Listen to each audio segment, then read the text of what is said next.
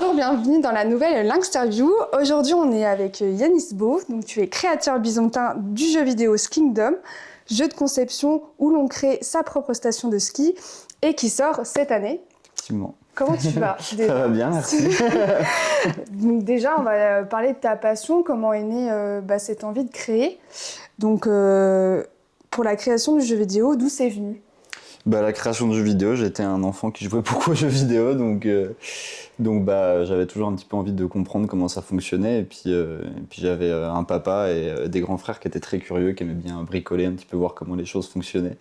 Moi, j'ai jamais été trop mécanique, mais j'aimais bien l'informatique, donc ça m'intéressait de savoir comment fonctionnaient les jeux auxquels je jouais. Donc voilà, je me suis intéressé au fur et à mesure, voilà, pour voir comment ça fonctionnait. C'est dans tes études ou pas du tout? Et puis après, ouais, j'ai décidé que c'était ça que je voulais faire de ma vie, mais non, quand j'étais au collège, j'ai commencé la programmation, à apprendre à faire des petits projets, voilà, découvrir comment ça fonctionnait. T'es déjà à fond ouais, la programmation dès le collège. Après, ça reste un peu compliqué, surtout à cet âge-là, quand on fait tout seul, donc voilà, j'apprenais, quoi, je découvrais, mais je jouais surtout beaucoup. Et t'as fait quoi comme études par la suite? Alors comme étude, après j'ai fait un BTS en informatique. Ok. Et puis après j'ai fait une licence pro et un master. J'ai fait un chemin un peu détourné. Okay. Mais...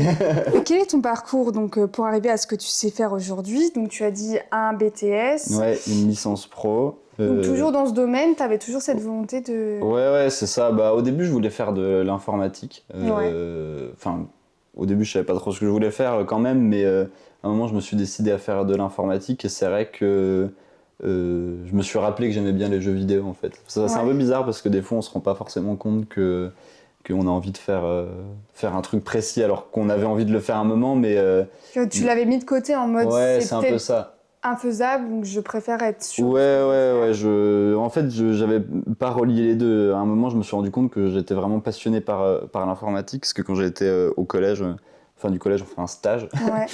Et du coup, j'ai cherché le truc qui me semblait être la meilleure planque, c'était un cybercafé dans lequel j'allais. Et du coup, je leur ai demandé de faire mon stage là-bas parce que c'était des jeunes qui jouaient beaucoup aux jeux vidéo, donc ça me parlait bien. Et en fait, ils avaient un cybercafé, mais eux, principalement, ils faisaient de la hotline. Donc en fait, ils étaient sous contrat d'une entreprise qui était spécialisée dans la hotline pour le dépannage de cabinets d'avocats, des choses comme ça, et du coup ils étaient appelés par des professionnels qui avaient des problèmes avec littéralement c'était l'imprimante imprime pas les documents, trucs comme ça, et eux ils dépannaient à distance. Et du coup j'ai découvert ce truc là, et c'est ce truc là qui m'a passionné au final. D'accord. Parce que décompter les heures des gens qui viennent au cybercafé, ça m'intéressait pas tant que ça au final, même si c'était le truc que je trouvais un peu séduisant à l'origine parce que ça avait l'air fun. Mais et du coup je me suis rendu compte que ça c'était vachement bien, et en plus de ça ils faisaient un petit peu à côté, ils montaient des ordis pour leurs copains. Et en fait j'ai trouvé ces deux trucs là, la hotline et monter des ordis, super intéressant. Et du coup je me suis dit ok, je vais faire de l'informatique, et puis ça c'était 3 ans avant de passer en études post-bac. Et voilà, quand j'ai décidé de ce que je voulais faire après le bac, je me suis rendu compte que l'informatique ça me plaisait, donc j'ai décidé de faire ça, et c'est pendant mes études post-bac que j'ai décidé de faire du jeu vidéo en fait. Donc, ça c'était revenu naturellement. C'était encore un stage, en fait j'ai cherché des stages dans le jeu vidéo et c'est ça qui m'a... T'en as trouvé un? Ouais, j'en ai trouvé un, une entreprise dans laquelle j'ai fait 2 stages, mon alternance, travaillé pendant 6 ans, et après HM Research, pas loin d'ici d'ailleurs. Et voilà, c'est ça où je me suis dit ok, c'est le jeu vidéo que je veux faire. Et le ski dans tout ça, du coup, parce qu'on en revient à un Skingdom. Et le ski, j'ai eu la chance d'avoir un papa aussi qui était fan de ski et qui nous emmenait souvent au ski, enfin ma maman aussi. Ouais. J'ai beaucoup été skier quand j'étais gamin, donc c'est un truc que j'ai toujours adoré. C'était vraiment le sport familial, on partait tous les ans 1 semaine au ski. J'ai eu beaucoup de chance là-dessus, surtout quand je me rends compte en tant qu'adulte de la manne financière que c'est le ski. Mais voilà, j'ai toujours adoré ça, donc ça a toujours été un truc super important pour moi. Et c'est quoi que t'aimes le plus dans le ski? Alors, ce que j'aime le plus dans le... non, en fait, je suis pas vraiment un grand fan de glisse. D'accord. J'aime bien l'idée de se déplacer à ski, en fait. C'est ça que j'aime bien comme truc. J'adore la montagne. Voilà, c'est magnifique, les paysages qu'on a, la montagne, le calme et voilà, la neige ça étouffe un peu le bruit, donc on a l'impression d'être au calme. Et puis en fait, pouvoir se déplacer rapidement, en fait, le ski, c'est ça que je trouve bien, c'est que, bon, il faut forcément que ce soit en descente, mais on peut se déplacer rapidement, aller d'un point A à un point B, se balader. En fait, c'est ça que j'aime bien, je suis pas forcément... j'ai jamais appris à skier. Ok. J'ai jamais trop voulu apprendre non plus, mais comme j'étais le 4e de la fratrie, mes 3 grands frères ont fait de l'école de ski et puis moi au bout d'un moment ils m'ont mis sur les skis et puis on suit quoi. Quelle étoile C'est jusqu'où Ah mes frangins, j'ai aucune idée de quel niveau ils ont. Moi j'en ai littéralement aucun, j'ai jamais été à l'école de ski donc je suis vraiment...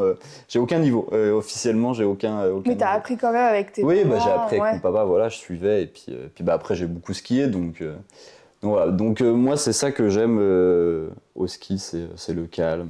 Puis je suis aussi plus ski que plage. Ouais carrément, ouais, la plage c'est pas trop de bruit. Ouais, j'ai un peu du mal avec le chaud déjà. D'accord, ok. Donc on reste rester allongé sur une serviette au soleil, c'est pas trop mon truc. Je comprends. Cela fait 2 ans donc tu as lancé ton projet Skingdom. Ouais. Est-ce que tu peux réexpliquer le concept du jeu? Eh bah ouais, Skingdom, c'est un jeu de construction et de gestion de stations de ski. Donc on part d'une montagne vide et puis on construit des hôtels, des chalets, des remontées mécaniques, des pistes.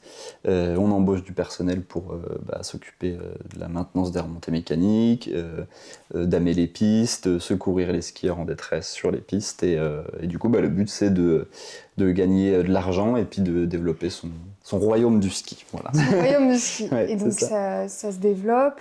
C'est ça. Il n'y a pas de limite dans la création du royaume? Il y a quand même une limite parce que je peux pas faire des montagnes infinies, donc ça dépend de la taille des montagnes, mais globalement il y a de quoi faire. Et le but de ce jeu, c'est quoi? C'est de créer d'accueillir le plus de monde? Ouais, c'est ça. Il y a plusieurs modes de jeu. Il y a un mode de jeu que j'appelle bac à sable, on s'amuse, on crée sa station. Ouais, en mode libre, créatif. Voilà, c'est ça. Ouais. Il y a un mode que j'appelle carrière où là, on doit gérer son argent, on doit rechercher de nouvelles remontées, développer sa station. Et puis un mode scénario où là, c'est plus des objectifs à atteindre, avoir un certain nombre de visiteurs, atteindre un certain point de la montagne en construisant une remontée mécanique qui permet de l'atteindre, voilà, des choses comme ça. Donc. Comment t'es venue l'idée de créer ce jeu de construction? Et du coup, c'est assez simple. Moi, comme je skiais quand j'étais gamin et que je jouais aux jeux vidéo, je jouais quand j'étais gamin à un jeu de construction. T'as allié les deux? Ouais, mais je jouais déjà quand j'étais gamin à un jeu qui s'appelait Ski Park Manager. Ah d'accord. Vraiment, c'était... Ouais, c'était... T'as recopié? Ouais, carrément. En fait, le truc, c'est que je me suis rendu compte, en fait... j'ai fait des jeux vidéo, donc c'est devenu mon métier. Je faisais du portage de jeux vidéo sur console et du développement de jeux de manière professionnelle, mais je faisais quand même ça sur mon temps libre. Ça fait plus de 10 ans que je fais des jeux, sur mon temps libre. Quand j'ai du temps, je fais des petits projets. Et puis je venais de finir un projet qui était un jeu plutôt horrifique, tout ça. Et je cherchais un autre projet, puis en discutant avec un de mes frangins, il me dit tu sais que il n'y a toujours pas de jeu qui a un petit peu le même standard que Ski Park Manager auquel on jouait quand on était gamin, quoi. Il n'y a pas trop de trucs récents qui permettent de gérer sa station de ski.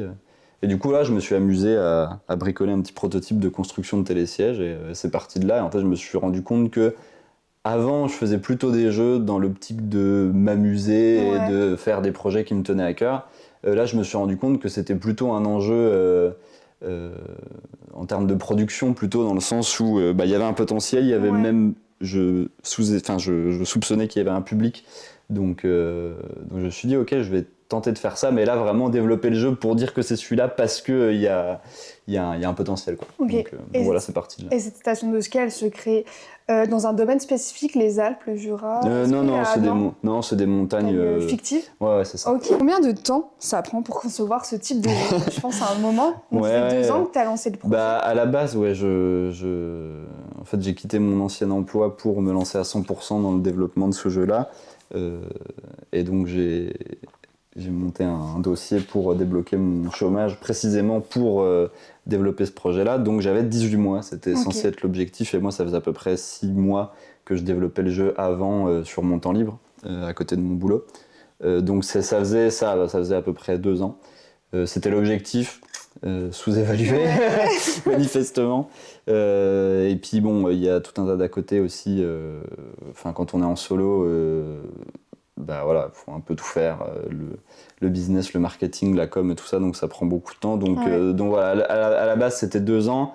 Là, on sera normalement, du coup, l'année prochaine, enfin en fin d'année, quand le jeu sortira, on sera à 3, mais 3 avec quand même un objectif réduit par rapport à l'objectif initial sur certaines choses, parce que des fois, il faut faire des coupes franches. Donc, la moyenne pour développer un jeu à peu près standard, dans les standards de l'indépendant de petits jeux, c'est au moins 2 ans, je pense.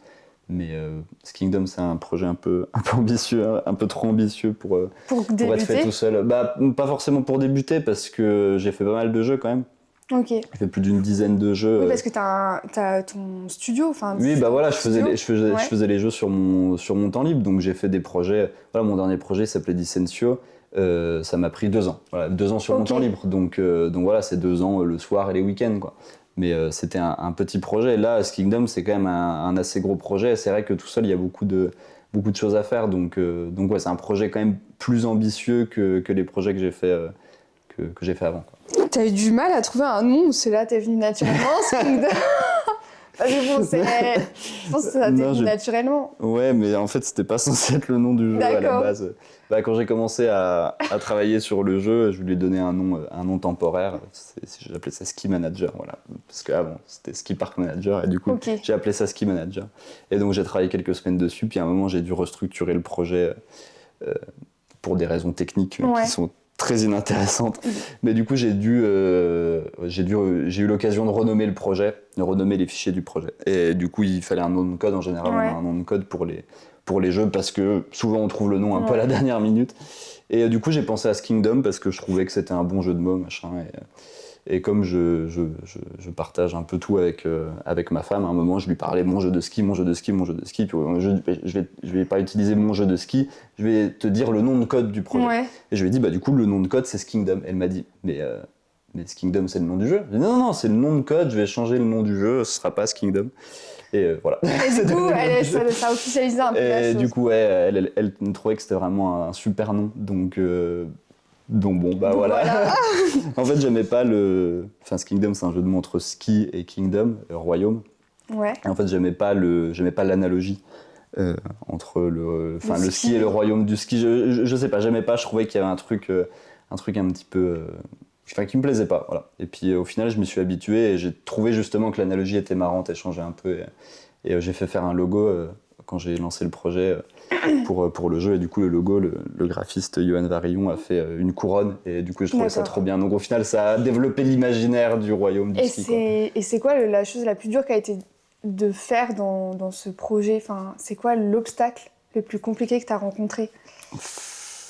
Il y en a un, c'est le nom peut-être. non, du coup c'est pas le nom, mais c'est un peu un challenge technique Skingdom pour le coup.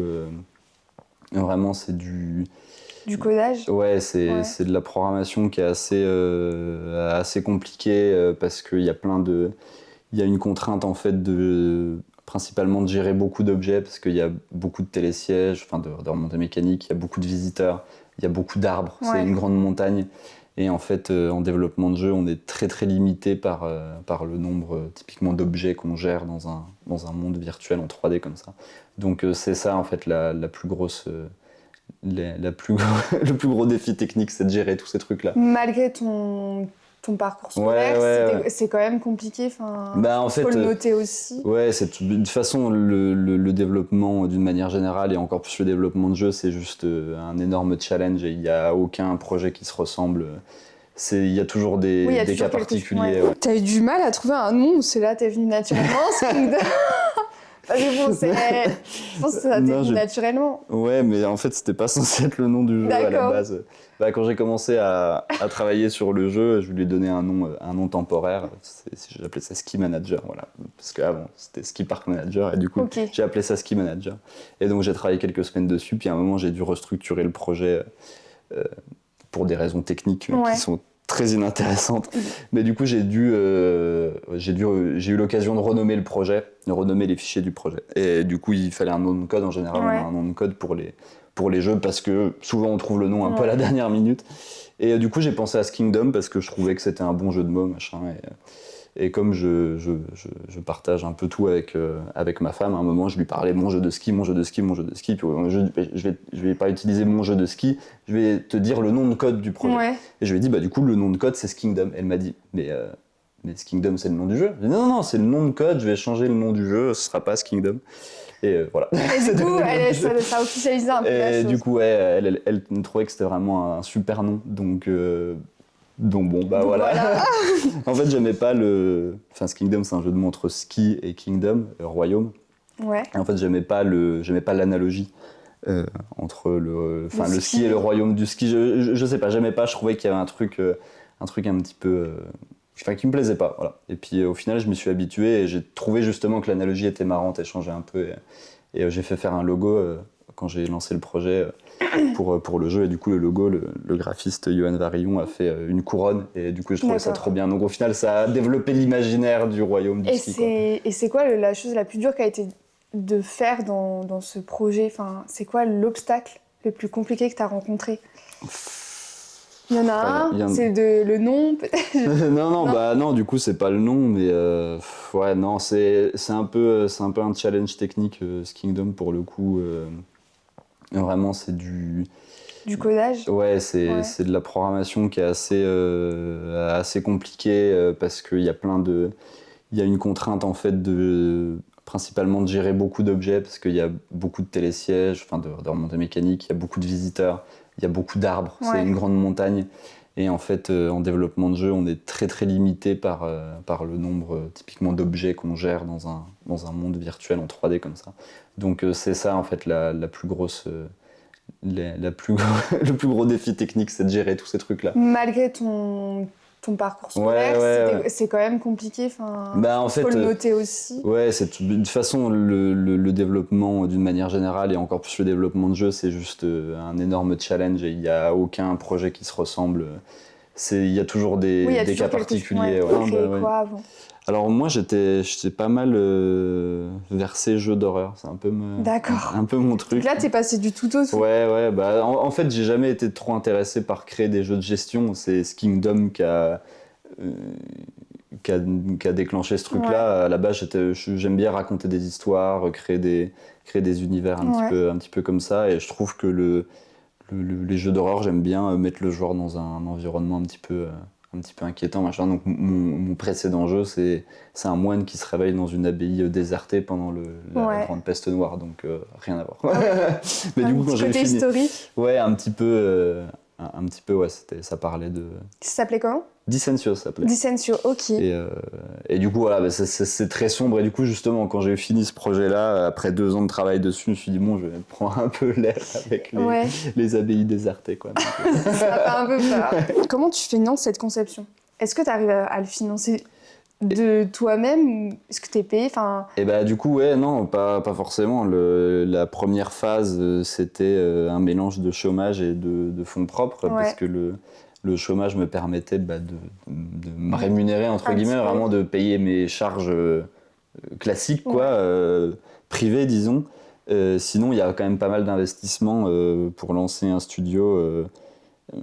Pour lancer un projet comme ça, il y a des éléments graphiques, des choses comme ça à financer au début. Il y a un petit peu la création d'entreprise, ces petites choses-là. Donc, il y a un peu de fonds à injecter. Tu as créé ta propre production, du coup? Ouais, j'ai créé mon propre studio. Bon, je suis en auto-entreprise, en fait. Donc finalement, ça reste assez simple. Mais voilà, il y a quelques petites choses à faire. Donc, c'est un mélange des deux.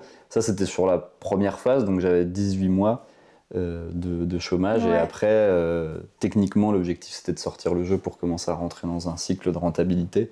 Le problème, c'est que j'ai pris du retard, donc j'ai fait un financement participatif pour financer la 3e année, quoi. Là, je suis financé par la communauté, quoi. Donc c'est assez cool, finalement. Oui, t'as une bonne communauté qui est assez engagée.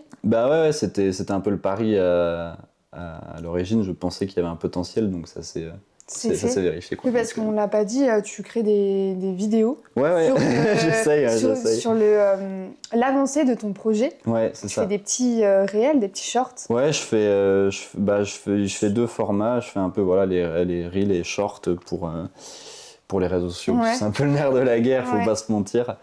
Et souvent, c'est un peu des découpages de formats un peu plus longs que je fais sur YouTube, qui sont des devlogs, c'est un peu des vidéos à la mode la communauté de développement de jeux où on documente un peu le processus de création.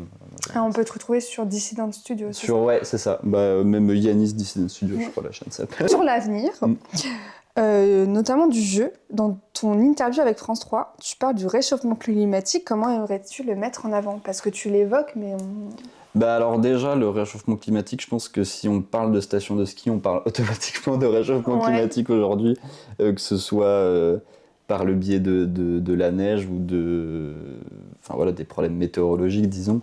Donc déjà, il y a ça forcément, mais il y a aussi le fait que le ski, c'est l'exemple idéal d'un truc un peu catastrophique côté environnemental, mais qui est un loisir et qui a été fait avant qu'on se pose trop de questions sur l'environnement. Donc c'est intéressant de parler de ski parce que si on dit on se met à fond dans...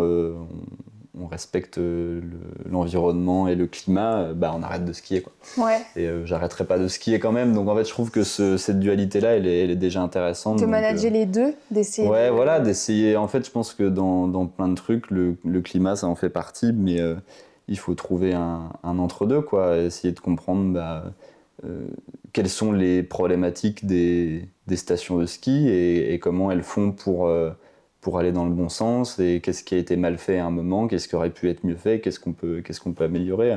J'ai eu la chance d'échanger avec Laurent Reynaud, qui est le délégué général du syndicat des domaines skiables, et qui m'a expliqué qu'effectivement, il y a toute une dynamique là-dessus. Si demain on enlève les stations de ski, on perd des villes complètes, on perd des dizaines de milliers d'emplois, quoi. Donc c'est intéressant parce que le ski, les stations de ski, c'est un élément parmi tant d'autres, mais voilà, c'est très intéressant et c'est très intéressant de manière un peu sociétale, entre guillemets, mais aussi évidemment pour le climat, la neige. Aujourd'hui, les stations de ski, elles sont obligées de s'adapter, donc ça c'est intéressant. Et dans le jeu, tu l'amènes comment du coup? Alors dans le jeu, en fait, le climat évolue seul, en gros. Donc il y a des jours, il y a 3 types de climat. Il y a ce que j'appelle le temps clair, donc les jolis jours de soleil, les jours de brouillard et les jours de neige. Et donc en fait, il n'y a que pendant les jours de neige où la neige tombe. Et en fait, quand le joueur construit des pistes, ces pistes, elles ont une qualité qui commence à un certain niveau selon tout un tas de paramètres. Et cette qualité, elle baisse s'il n'y a pas de neige. Et si les visiteurs skient sur la piste, plus il y a de personnes qui descendent les pistes, plus la qualité de la piste descend. Et plus une piste est de mauvaise qualité, plus il y a d'accidents et moins les visiteurs sont satisfaits. Donc le joueur, il doit espérer déjà d'un côté, peut-être en faisant la danse de la pluie, que ça neige un peu, mais ça marche pas. Donc s'il neige pas, il est obligé de placer des canons à neige. Et évidemment, les canons... Alors, dans la réalité, les canons à neige, c'est aussi un peu compliqué niveau écologique parce que ça consomme beaucoup d'eau. Mais dans la pratique, c'est aussi très très coûteux, que ce soit en termes d'exploitation des canons à neige et en termes de coûts électriques. Donc tu l'amènes comme ça avec... donc le joueur, pour avoir des pistes de qualité, il doit globalement dépenser de l'argent. Et dans ce Kingdom, dans un jeu de gestion, l'argent, c'est un peu comme Monopoly, c'est le truc le plus important. Est-ce qu'il y a d'autres propositions d'expansion à ce jeu? Est-ce que tu voudrais le développer? Bien sûr. C'est quoi les prochains projets? Il y a pas mal de choses que j'aimerais bien faire. Le principal, c'est vraiment encore plus développer la partie climat, justement, qui est une gestion de la neige qui soit un peu plus développée, qu'il n'y ait pas la même quantité de neige en basse montagne qu'en haute montagne. Et que s'il neige beaucoup, parce que ça arrive aussi qu'il neige beaucoup à la montagne, s'il neige beaucoup en altitude, il y a des risques d'avalanche, des choses comme ça. Ça, c'est des trucs qui sont assez intéressants aussi, justement au niveau des canons à neige. Un élément intéressant, c'est que dans la plupart des stations de ski, il y a des réserves d'eau qui sont construites. Et ça, c'est un truc que j'aimerais bien faire dans ce Kingdom. On peut modifier le terrain, donc on peut à l'heure actuelle déjà faire un lac artificiel, sauf qu'il n'y aura pas d'eau dedans. Et ça fait partie des choses que j'aimerais bien ajouter, qu'on puisse construire un lac artificiel, relier ces canons à neige par exemple. Voilà. Au niveau écologie aussi, un des trucs qui est finalement beaucoup demandé par les amateurs de ski, et ça je m'y attendais pas forcément au début, mais que je trouve assez cool, c'est de développer la partie été, quoi, littéralement, d'avoir du vélo et tout ça. Ah, c'est trop bien. Ouais. J'avais pas du tout prévu ça à l'origine, parce que le jeu s'appelle Kingdom. C'est la communauté qui t'en a parlé? J'avais déjà un petit peu pensé à un moment, mais je pensais pas trop que ça intéresserait. Mais en fait, c'est vrai que justement, on voit que les personnes qui sont passionnées par les stations de ski, par le ski, par la montagne, tout ça, en fait, aiment bien aussi la partie été, vélo, tout ça. Il y a d'autres sports. Ouais, voilà. Donc, Est-ce que tu as d'autres projets de jeux à l'avenir? Ouais, j'en ai pas mal. J'ai un peu une longue liste que j'alimente, donc ouais. Ton top 1, ça serait quoi? De quoi? Ton top 1, genre le premier jeu que tu pourrais lancer après ce projet-là. J'ai une idée de jeu parce que j'ai une liste de Avance Kingdom et une liste de Après Kingdom. Ma liste de Avance Kingdom, c'était vraiment des jeux très basés sur l'histoire, un peu l'ambiance, tout ça. Et Après Kingdom, je suis plutôt intéressé à la partie gestion, donc j'ai une idée d'un jeu de gestion qui est en partie écrit où on gère une fromagerie. Voilà. Ok, toujours dans la gestion en fait. Ouais, mais c'est un jeu de gestion et histoire en fait. C'est un peu, c'est un mélange entre les deux. Voilà. Bon, ça reste quand même assez local. Je trouve. Ouais, il y a des trucs qui me passionnent dans la vie. Il y a le ski et le fromage. Ok, donc, tes deux passions. Donc ouais, voilà. Ça s'associe bien en fait. Ouais. Est-ce que tu as un dernier message à faire passer à celui qui n'ose pas se lancer dans ce milieu de jeux vidéo? Parce qu'on a vu, t'as investi ton propre argent au début et t'en vivais pas. Aujourd'hui, est-ce que tu arrives à en vivre? J'en vis, ouais, c'est un petit peu particulier parce que l'argent que je touche sert à développer le jeu. Donc voilà, moi entre les deux, je fais quand même... j'essaye de développer un petit peu mon entreprise parce que l'objectif c'était de faire du jeu vidéo, mais c'est quand même assez compliqué de vivre uniquement du jeu vidéo. Donc moi, j'ai quand même travaillé dans le portage de jeux, dans le développement, le support de production, des choses comme ça. Donc moi, mon idée, c'est aussi de mixer ça avec du travail en freelance, d'aider aussi d'autres studios, éditeurs ou quoi, à faire leurs jeux, parce que y a besoin quand même de main-d'œuvre sur certains trucs. Donc voilà, un petit peu mixer l'activité. Là, j'en vis, j'ai quasiment 1 an de visibilité pour finir Kingdom. Donc en soi, j'ai un peu pré-vendu le jeu pour faire cette partie-là, donc techniquement, je vis de mon activité. C'est un petit peu plus nuancé que ça sur le principe, mais voilà. Et le conseil, du coup? Et du coup, le conseil, c'est, je pense qu'il faut se lancer, il faut faire des jeux. Il n'y a rien de mieux que... malheureusement, avant d'avoir de me sentir suffisamment... prêt pour me lancer à temps plein sur ce Kingdom, ça faisait 10 ans que je faisais des jeux sur mon temps libre. Sans les vendre, sans avoir un objectif de gagner de l'argent avec, juste pour les faire, quoi. Donc c'est le meilleur conseil, faut faire des jeux, des projets les plus petits possibles. Parce que faire des jeux c'est bien, mais finir des jeux c'est encore mieux. Donc t'as un dernier mot à dire? Non, pas forcément. Écoute, merci beaucoup Yanis. Merci beaucoup à toi.